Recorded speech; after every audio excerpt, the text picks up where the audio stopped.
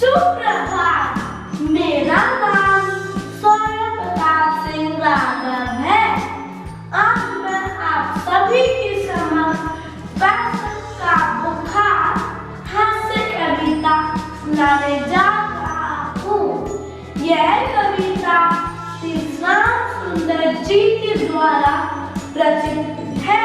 TV से चुईया को चढ़ गया पैशन का तेज बुखार। टीवी से चुईया को चढ़ गया पैशन का तेज बुखार।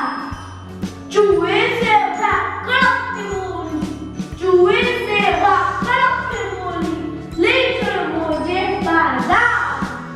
चूहे